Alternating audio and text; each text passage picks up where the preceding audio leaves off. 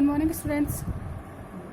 हम बायोलॉजी से संबंधित कुछ सामान्य अध्ययन कर रहे थे, जिसमें हमने लास्ट क्लास में बायोलॉजी के मतलब को समझा कि बायोलॉजी में हम जीवों का अध्ययन करते हैं। ये जीव मुख्यतः पादप और जंतु होते हैं। अगर आप पादपों का अध्ययन कर रहे हैं तो विज्ञान की शाखा कौन सी हो गई थी? बॉटनी। बॉटनी में किसका अध्ययन करते हैं? वनस्पति विज्ञान में।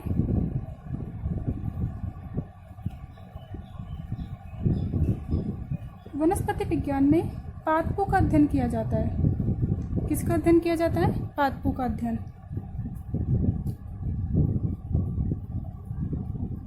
जबकि जब हम बात करते हैं जूलॉजी में, जिसे हम क्या बोलते हैं? जंतु विज्ञान। तो जंतु विज्ञान में किसका अध्ययन करेंगे हम? जंतुओं का। जंतुओं का अध्ययन किस में किया जाता है? जूलॉजी में। हमने कहा था ये बायोलॉजी की दो मुख्य शाखाएं हैं। इनके अतिरिक्त बायोलॉजी की कुछ और शाखाएं हैं जिनके बारे में आज हम देखते हैं। देखिए, एक हमारे पास शाखा होती है बायोलॉजी की, माइक्रोबायोलॉजी, जिसे हम बोलते हैं सूक्ष्म जीव विज्ञान।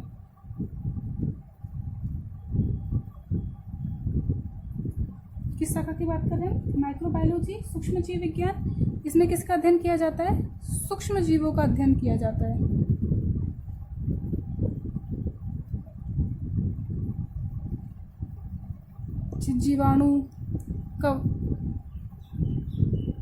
जीवाणु का अध्ययन किसमें किया जाएगा? आपके सूक्ष्म जीव विज्ञान में या माइक्रोबायोलॉजी में। इसी में एक ब्रांच आती है बैक्टीरियोलॉजी, जिसमें हम किसका अध्ययन करेंगे? जीवाणु का, अर्थात बैक्टीरिया का अध्ययन किया जाता है। अब देखिए, जो हमारे पास जो सिलेबस है 11th का आपका, वो कितनी यूनिट्स में डिवाइडेड है? आपका 5 यूनिट्स में डिवाइडेड है। टोटल कितनी यूनिट्स में डिवाइडेड है? 5 यूनिट्स में। अब इस 5 यूनिट में जो फर्स्ट यूनिट है आपकी, इस जो फर्स्ट यूनिट में आपके पास नॉर्मल आपका जीव विविधता के बारे में, यानी कि जीवों के बारे में दे रखा है, जिसमें हम जंतु और पादप का वर्गीकरण पढ़ेंगे। क्या करेंगे? जंतुओं का और पादपों का वर्गीकरण। तो जो वर्गीकरण का अध्ययन है उसे हम क्या बोल देते हैं? सिस्टमैटिक्स। वर्गीकी या वर्गीकी अर्थात सिस्टमैटिक्स।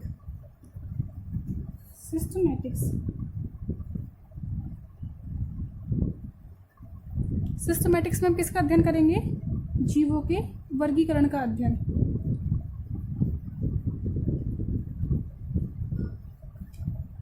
जीवों के वर्गीकरण का अध्ययन विज्ञान की या बायोलॉजी की जिस शाखा में किया जाता है उसे हम क्या बोल देते हैं? सिस्टमैटिक्स।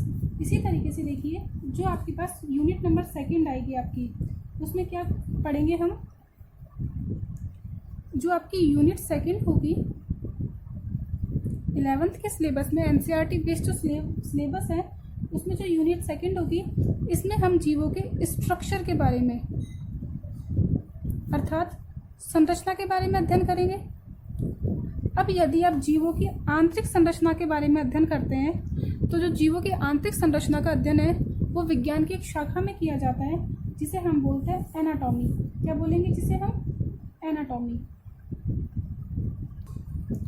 आंतरिकी या एनाटॉमी। और इस एनाटॉमी में किसका अध्ययन करेंगे हम? जीवों की आंतरिक संरचना का।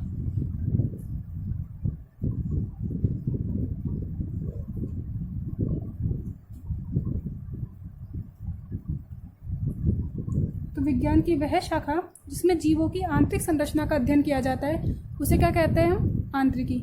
इसी तरीके से यदि जीवों की बाह्य आकारिकी का अध्ययन किया जाता है, जीवों की आकारिकी का अध्ययन, आकारिकी क्या होती है? बाहर की, जिसे हम बोलते हैं मॉर्फोलॉजी। यदि जीवों की बाह्य संरचना का अध्ययन किया जाता है,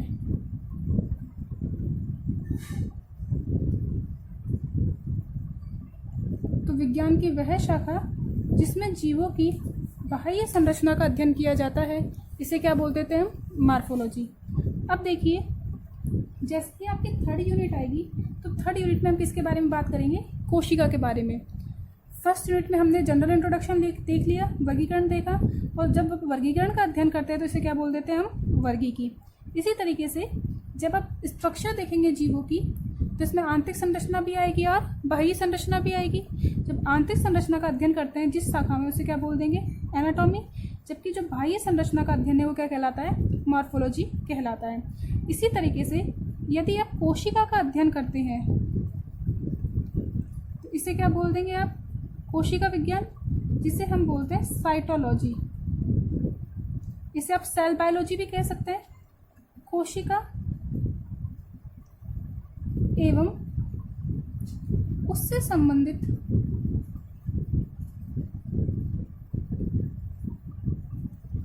कोशिकांगों का अध्ययन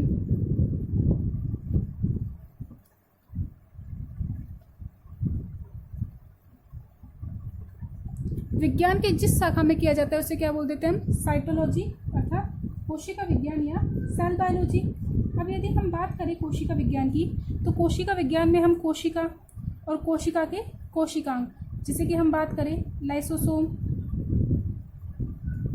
गोल्जी काय यानी कि गोल्जी बॉडी, लाइसोसोम, गोल्जी काय, अंतःप्रद्रव्य जालिका जिसे हम बोलते हैं एंडोप्लाज्मिक रेटिकुलम यानी कि अंतःप्रद्रव्य जालिका, माइटोकॉन्ड्रिया। इसी तरीके से राइबोसोम, क्लोरोफिल या क्लोरोप्लास्ट यानी कि हरित लवक, तारक काय जिसे हम बोलते हैं सेंट्रोसोम। ये सब क्या है? कोशिका के कोशिकांग। सबसे बड़ा कोशिकांग केंद्रक, न्यूक्लियस। इन सब का अध्ययन हम कहाँ करेंगे? सेल बायोलॉजी में यानी कि साइटोलॉजी में। इसी के साथ साथ कोशिका किस प्रकार से विभाजन दर्शाती है ये भी कहाँ पढ़ेंगे हम? कोशिका विज्ञान में हम पढ़ेंगे।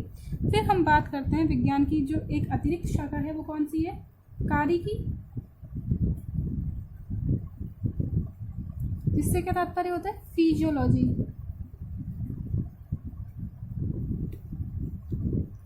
कारिकी या फिजियोलॉजी। देखिए क्या होता है कारिकी या फिजियोलॉजी में? शरीर की जो आंतरिक तंत्र है, जो शरीर के तंत्र है वो किस प्रकार से कार्य कर रहे हैं, तो तंत्रों का जो तंत्रों की कार्य प्रणाली का अध्ययन।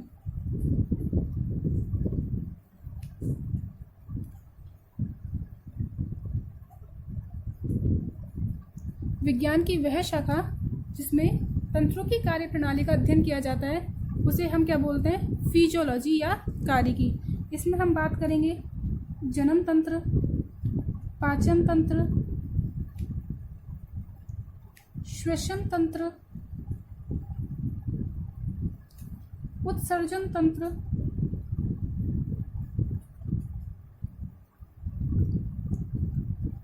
तंत्रिका तंत्र, हृदय की कार्यप्रणाली। इन सब का अध्ययन कहाँ किया जाता है? कारिकी में।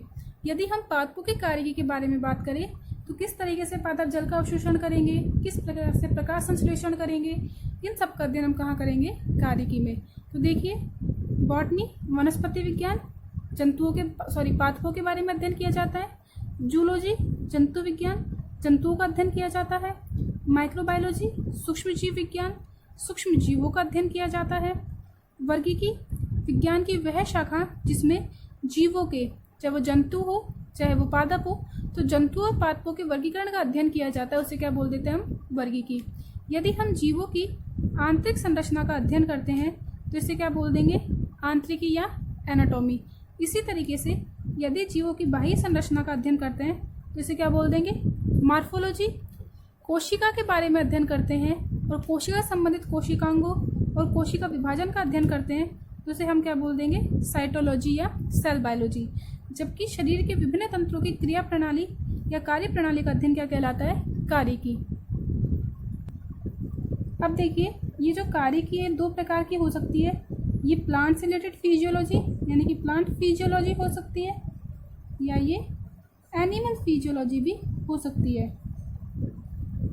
तो फिजियोलॉजी में हम जंतुओं का भी अध्ययन कर सकते हैं और हम पादपों का भी अध्ययन कर सकते हैं। इसी प्रकार से हम कुछ और शाखाओं के बारे में बात करते हैं जैसे कि एक शाखा है इकोलॉजी।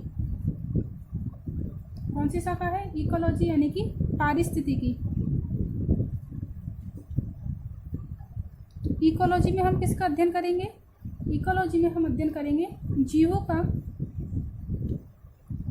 उनके वातावरण के साथ, जीवों का उनके वातावरण के साथ संबंधों का अध्ययन।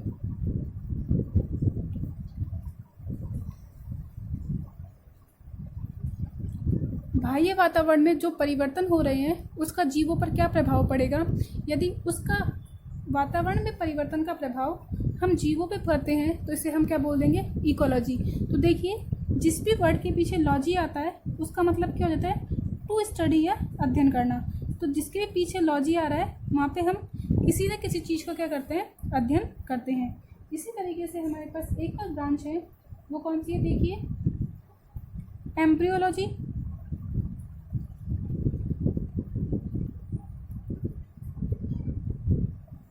एम्ब्रियोलॉजी अर्थात भ्रूणिकी। भ्रूणिकी में हम भ्रूण का अध्ययन करते हैं।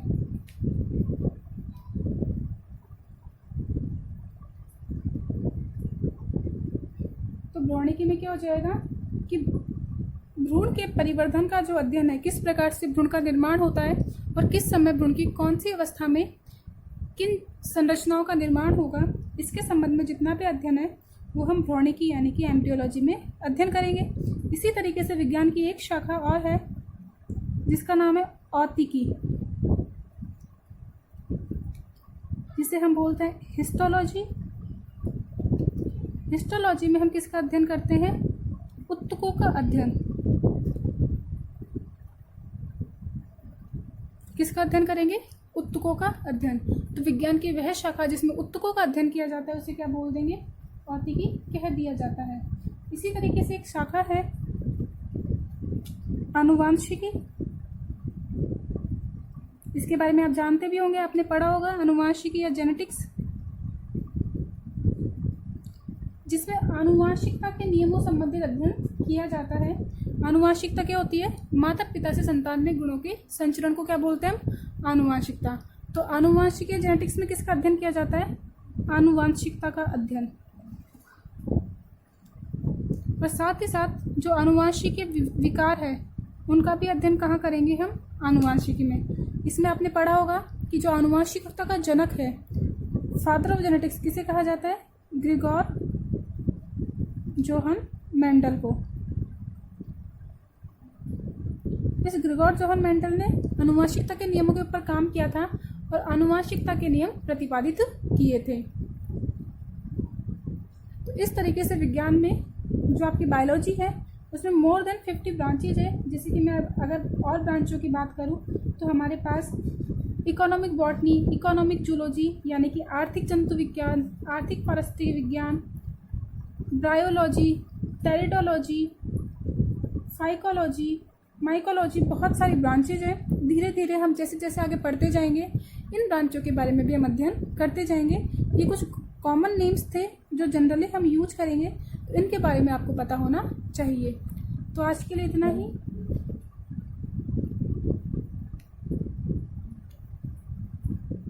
Thank you.